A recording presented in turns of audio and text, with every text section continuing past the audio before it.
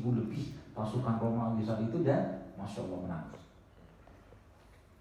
Kisah penaklukan Madain, kalau teman-teman baca, itu kisah penaklukan paling heroik yang terjadi zamannya Umar bin Khattab radhiyallahu anhu, di mana pasukannya Sa'ad bin Abi Waqqas menyeberangi sungai dengan onta dan kuda mereka berjalan di atas sungainya dengan satu atau dua kalimat dari Sa'ad, yaitu apa? Dia bertakbir dan mengucapkan hasbiyallah dan haula wala quwwata illa billah. Keren ya? Gitu. Apa yang teman-teman bawa sekarang juga bagian dari apa yang sudah disampaikan Nabi kita sallallahu alaihi wasallam. Hijamah ini yang merupakan salah satu sunnah Nabi, kebiasaan Nabi, cara Nabi memelihara kesehatan beliau sallallahu alaihi wasallam. Tapi tidak cukup hanya dengan hijamah. Maka ketika Anda menyampaikan pesan-pesan kesehatan kepada pasien-pasien Anda, kepada pasien teman-teman semua, jangan lupa selipkan pesan juga kepada mereka bahwa membaca Al-Quran itu menyehatkan jantungmu. Jangan lupa sampaikan pesan juga pada mereka bahwa sholat malam itu akan menghilangkan penyakit dalam tubuhmu. Gak cukup cuma sekedar bekam. Siap gak kayak begitu? Siap. Kalau Anda melakukan kayak begitu dan orang itu melakukannya, insya Allah ada dapat pahala.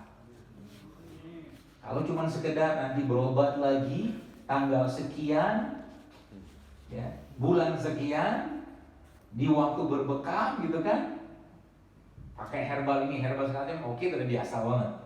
Tapi pesan yang justru nanti harus Anda sampaikan kepadanya nanti, gak apa-apa Bu, kalau ibu lupa minum herbalnya, tapi Al-Quran ibu jangan pernah lupa ibu baca satu hari. Nah, itu baru benar tuh fitnah bawinya. Al-Quran menjadi nafasnya, Al-Quran menjadi oksigennya, sholatnya menjadi kekuatannya. Ya.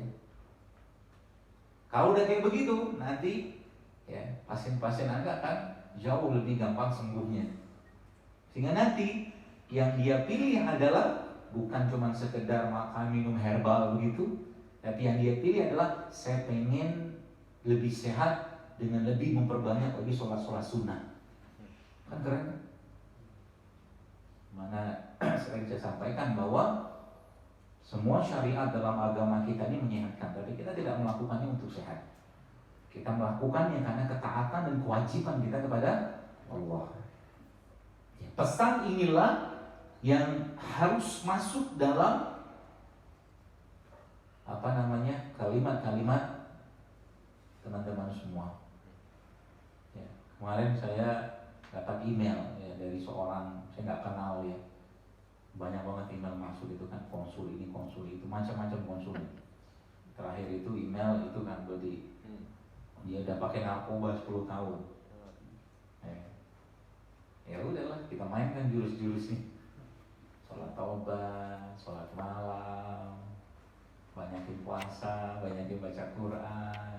Keren kan? Arahkan dia kepada Allah, arahkan dia kepada sunnah-sunnah Nabi sallallahu alaihi wasallam. Itulah tib nabawi yang sebenarnya. Kan gitu.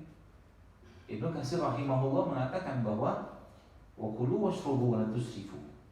Makan dan minumlah kalian tapi jangan berlebihan. Ayat itu sudah 50%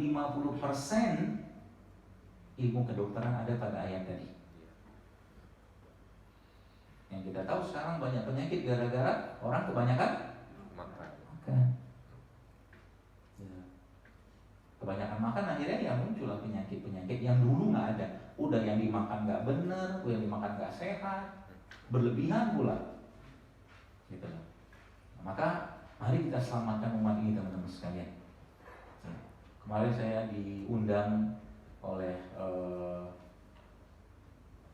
mungkin teman-teman sudah pernah belajar juga sih, namanya Ciku Arman itu, hematologi itu. Nah, saya kemarin diundang beliau di Medan, bukan di Medannya, saya jabanin tuh sampai ke Pulau Samosir. Naik pesawat, terus naik kapal lagi. 2 jam perjalanan darat lebih. Kenapa? Karena banyak dari orang-orang yang menerapkan pola-pola yang ya sekarang lagi ngetren katanya jurusnya Rasulullah atau JSR itu nyata di matanya terjadi perbaikan yang luar biasa. Ngandalin apa? Rempah limpah doang. Nah gitu. Jadi saya kaget juga gitu kenapa diundang. Ini loh banyak nih proses-proses udah dari matanya, dari matologinya itu terjadi perbaikan. Subhanallah dia bilang.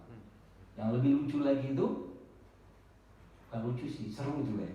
Pak Bagus ya, kemarin cerita, ada tetangga dia Pak, udah 7 tahun tetanggaan, gak pernah bekam sama dia. Tiba-tiba datang ke rumah dia, Bapak bisa bekam? Bisa. Dokter Zaidu Akbar bilang bekam gue bagus. Saya mau bekam sama Bapak. Seperti itulah ya. Kita manfaatkan semua lini-lini gitu loh. Ya. Untuk apa? Untuk mengambil peluang amal ini. Ya. Kalau saya tanya teman-teman sekalian, mau kan teman-teman itikaf misalkan, mabit gitu kan sebulan penuh di Masjid Nabawi, jawabannya pasti mau. Dia mau. Masalahnya kan keadaan mungkin, kondisinya bla bla segala macam tidak memungkinkan. Dan Nabi memberi peluang lain untuk bisa iktikaf 1 bulan penuh di masjidku ini dengan cara apa? Penuhi hajat saudaramu, kata Nabi. Kan begitu hadisnya. Barang siapa yang mengambil atau memenuhi hajat saudaranya yang lain, maka itu sama dengan iktikaf 1 bulan penuh di masjidku ini, kata Nabi. Hatta mungkin ada orang lagi mau wudhu, dia pakai sepatu, lalu Anda memberikan sendal kepadanya yang itu jadi hajatnya dia untuk pergi ke tempat wudhu atau toilet, ya insya Allah akan dapat faedah hadis itu. Apalagi urusan kesehatan kayak begini, ya. Maka pesan saya kepada teman-teman sekalian, ikhlaskan niat. Ya, ikhlaskan niat kepada Allah dan Allah akan buka ya pintu-pintu ilmu itu. Allah akan buka. Ya. Dan Allah akan muliakan kita. Ya, dengan apa yang kita kerjakan ini. Bukan karena si A, si B, bukan karena pengen ini, pengen itu, enggak usah. Cukuplah Allah yang menjadi tujuan kita. Ya. Cukuplah kita menjadi penerus dari apa-apa yang disampaikan oleh Rasulullah dan para sahabat. Islam itu ibarat bangunan besar, peradaban itu bangunan-bangunan tinggi gitu. Nah, sekarang tinggal pilih aja mau jadi apa kita di situ. Semennya kah, batanya kah, ya, pasirnya kah, atau yang nyemennya, ambillah peluang itu. Jangan cuma jadi penonton. Kenapa? Islam ini akan bangkit dan jaya dengan atau tanpa kita. Ini janji Allah kayak begitu. Artinya peluang itu kalau kita tidak ambil kan sayang. Ya. Sayang kalau cuma hidup gitu-gitu doang kan sayang banget. Ya. Harus ada yang mendoakan kita tiap hari. Harus ada yang membuat kita bisa mendapatkan kebaikan dari apa yang kita kerjakan. Itu termasuk dari organisasi ini. Ya. Lagi-lagi mari kita ikhlaskan niat kita. Ya, hari ini juga semoga Allah memberi petunjuk ya kepada siapapun yang dikehendaki hari ini untuk menjadi ketua hari ini, ketua Jawa Barat ini untuk menggantikan Kang Rahmat ya. Nah, semoga ketua yang ini jauh lebih baik daripada yang sebelumnya. Ya, harapannya begitu. Dan saya mengucapkan terima kasih jazakumullah sekali pada teman-teman semua yang hari ini mau hadir di sini. Ya, hadirlah karena Allah. Hadirlah karena ini perjuangan kita bersama.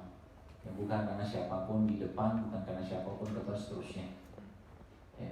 Dan bangunlah dan kembangkanlah organisasi kita ini ya semampu yang kita kerjakan. Ya, sesuai dengan kapasitas kita masing-masing. Dan jaga baik-baik muruah dan izah agama kita ini ketika berorganisasi. Ya, jangan justru malah memunculkan hal-hal yang justru tidak sesuai dengan kaidah-kaidah yang tadi sudah saya sampaikan. Saya kira mungkin itu yang bisa saya sampaikan. Semoga Allah berkahi dan semoga Allah memberikan ketua yang lebih baik dari ketua sebelumnya. Dan saya juga mohon maaf tidak bisa mendampingi sampai akhir. Hari ini insya Allah ada Akhina Jumeroh dan Bapak Dimas yang mendampingi, dan Qaulullah juga Pak Mahendra juga katanya kurang enak badan. Ternyata Allah yang gantikan saya sini hari ini. Alhamdulillah. Mari kita lebih semangat dengan bertakbir 3 kali. Takbir. Allahu Akbar. Takbir. Allahu Akbar. Takbir. Allahu Akbar. Barakallahu fikum. Mudah-mudahan bermanfaat apa yang saya lakukan ini. Dan saya mengucapkan barakallah kepada atau atas musda ini, dan mudah-mudahan sekali lagi Allah berkahi perjuangan kita di PBI ini dan di PBI Jabar ini. Mumpung wakil gubernurnya orang pesantren, wakil gubernur ya, kalau pesantren tuh. Mudah-mudahan ada jalan-jalan peluang ya, apapun itu dari beliau nanti insyaallah. Amin. Assalamualaikum warahmatullahi wabarakatuh.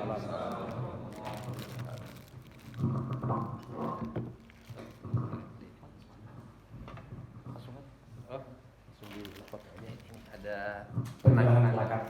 Silakan fotografer atau di sini atau di depan? Di sini depan. Oh, di depan.